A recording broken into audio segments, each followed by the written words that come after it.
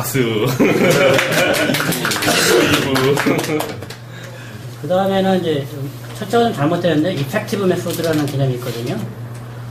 프랙티컬 커뮤니티에서 잠깐 나오는데 뭔지에 대해서 설명을 안 해놓고 있습니다. 저는 이걸 결합 메소드라고 번역을 했는데 개념을 보면은 코즈 이펙트란 말이 있죠. 원인과 결과. 결과 메소드라고 번역하는 게 좋을 것 같은데 그 결합이 또 나을지 모르겠다 해서 일단은 번역을 했습니다. 설명 들으신 다음에 뭐가 더 좋은지 좀 추천해 주십시오. 이펙티브 메소드는 클로스가 메소드 호출을 위해서 내부적으로 생성 관리하는 메소드거든요. 직접 호출할 수는 없습니다. 이 텍스트에이지 3을 예를 들어 설명하자면 텍스트에이지로 가볼까요? 여기 보시면은 이 서클의 인스턴스로 서클 클래스를 인스턴스라는 드로우 메소드 호출하게 되면은 이게 이제 프라임 메소드가 호출이 되는데 그 전에 비포가 있기 때문에 1번, 2번, 3번, 4번, 5번 이런 식으로 호출이 되거든요. 그래서 이렇게 다음과 같이 서클 클래스를 인수로 하는 드로우 메소드를 최초로 호출할 때요. 클래스는 내부적으로 다음과 같은 구체적인 내부 구현은 이 시스템마다 다를 수 있고요. 여기서 예를 들어 이것도 제가 머리로 제가 임의로 지어낸 거지 이대로 된다는 것도 아닙니다. 이런 식으로 구현을 하는데 예를 들어서 이펙트 메소드보다 어떻게 서클이라는 그 클래스 인스턴스에 대해서 들어오게 되면은 그 결과를 이펙트 메소드를 만드는데요. 5가지를 일일이 나열해가지고 이걸 하나의 메소드로 묶는다는 거죠. 그래가지고 그걸 내부에 저장하게 됩니다.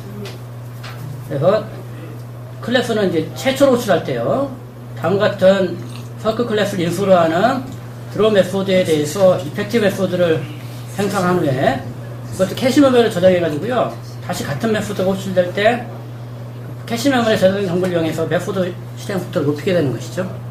그걸 이펙티브 메소드라고 합니다. 그래서는 여러 개의 메소드를 결합한 결과물을 변환하거든요. 그래서 결합 메소드가 더 좋을지 아니면 결과 메소드가 좋을지 뭐가 더 좋을까요? 결과 메소드가 더 낫나요? 글자 그대 의미하고 가능하면 가까운 거를 채택하는 게 다른 사람도 이해하기에도 도움이 될 것 같기도 하고요. 결합도 괜찮은 것 같아요. 결합도 괜찮은 것 같죠. 그 다음에요. 지금까지는 이제 스탠다드, 표준 메소드 결합 방식을 설명했고요. 지금부터는 이제 내장 메소드 결합형이라는 거는데요. 내장 메소드 결합형은 크게 9가지가 있습니다. 아퍼레이터 메소드 컨비네이션 타입이라고 불리기도 하는데요. 아퍼레이터가 하나 있습니다. 그래서 이 아퍼레이터가 있고요. 프라이머리 메소드를 다 이렇게 호출을 하게 됩니다. 프라이머리 메소드 1번이 있고 2번이 있고 뭐 n번까지 있다고 가정할 때요. 아퍼레이터 자리에 들어갈 수 있는 연산 함수에는 다음과 같은 9가지가 준비되어 있습니다. 프레스 같은 거를 이용할 때는 프라이머리 메소드가 다 이렇게 숫자를 반환해야 되겠죠. 엔드 같은 경우는 이제 불값을 true, false 이런 식으로 반환을 하게 되고 그래서 엔드 같은 경우에는 만약에 프라이머리 메소드 2가 만약에 false를 반환하면 거기까지만 실행이 되고 그냥 return 하게 되고요. 하지만 프로그 n 같은 경우에는 처음부터까지 다 해석한 다음에 맨 마지막에 있는 거에 return 값을 반환하게 되어 있거든요. 그런 식으로 9가지가 준비되어 있습니다. 왜 9가지 내장 메소드 결합형은요, 가장 하이 클래스에 정의된 프라이머리 메소드부터 가장 상위에 정의되어 있는 프라이머리 메소드의 순서대로 차례대로 호출을 한다는 공통점이 있습니다. 그리고 이 9가지 결합형 각각의 의미는 각 함수의 원래 쓰임법과 동일하고요. 표준 메소드 결합형에서는 메소드 지정어를 생략하게 되면은 기본적으로 프라임 메소드가 됩니다. 하지만 내장 메소드 결합형의 경우에는 반드시 메소드 지정어를 붙여줘야 됩니다. 예를 들어서 프로그램 같이 일일이 붙여줘야 됩니다. 이게 아마 혼란을 방지하기 위해서 이런 규칙을 강요하는 것 같습니다. 그래서 붙여줘야만 프라임 메소드가 됩니다. 프라이머리 메소드가 적어도 하나는 정의되어 있어야 되고요. 하나도 정의되어 있지 않으면 에러 발생하고요.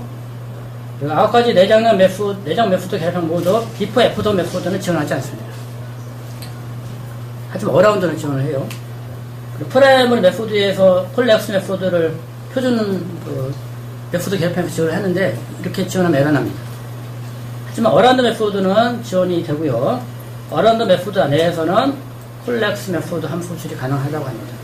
그래서 대표적으로 프로그 n을 한번 예를 들어서 짜봤습니다. 마찬가지로 쉐입을 이제 서클에 성속을 하고 똑같습니다. 들어와 하는데 메소드 컨비네이션 해가지고 프로그램으로 이렇게 변경을 한 거죠.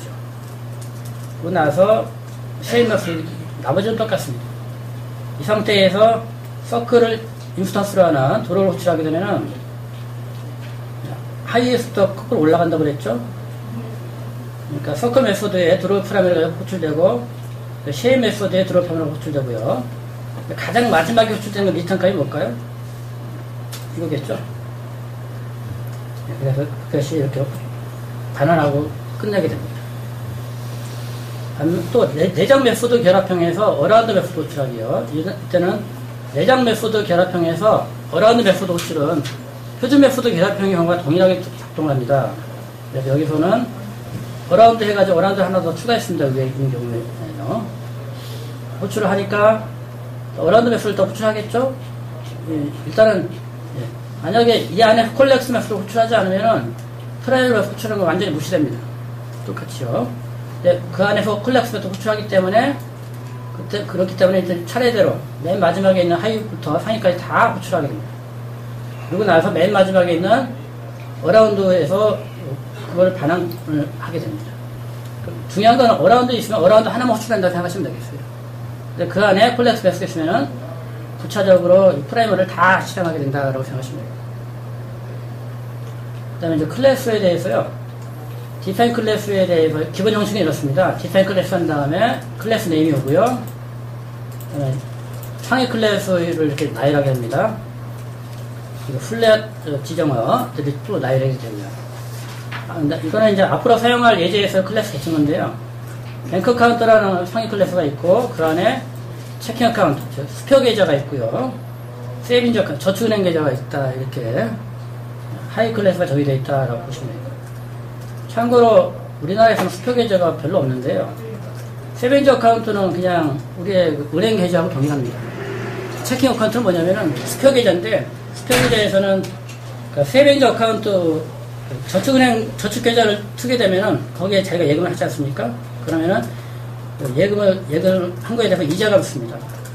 근데 만약에 거기에서 세이빙 어카운트에 인출을 해가지고 수표를 발행하게 되면 수표 발행 수수료를 받아요. 반면에 체킹 어카운트는 이자는 주지 않습니다.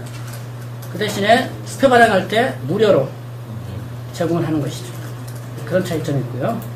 그런